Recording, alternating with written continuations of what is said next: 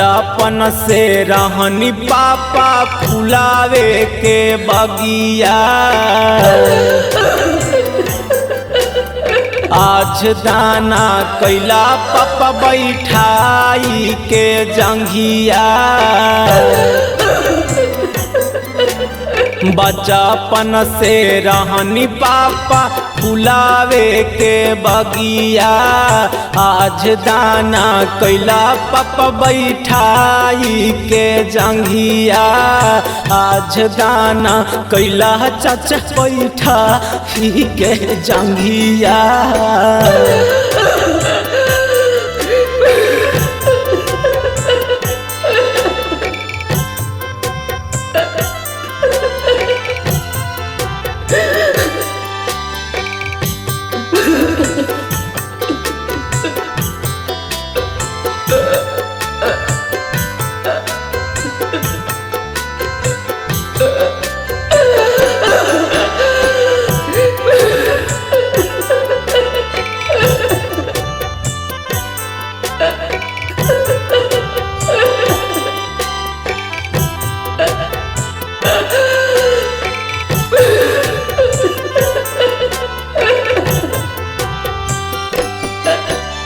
Mummy बिना कैसे हमारा बोजी पापा।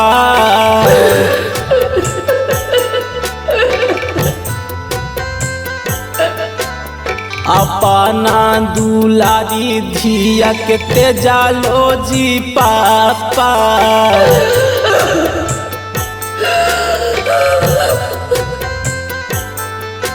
मम्मी बिना कैसे हमारा बोजी पापा।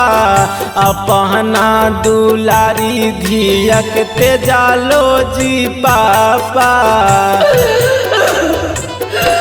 कैसे रहबो पापा तोहारा बिना।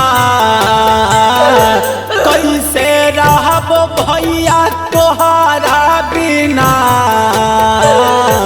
कैसे रहबो चाचा तोहारा बिना।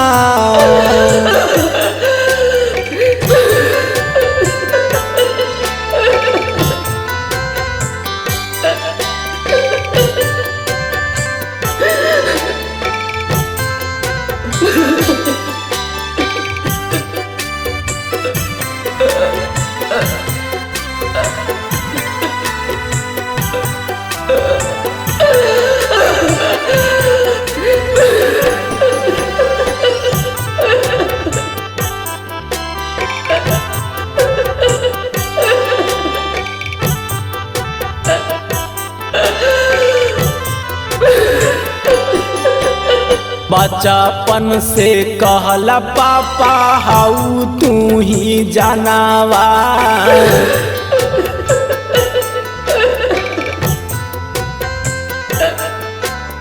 आधा काहे कैला पापा बेटी कन्या दानवा।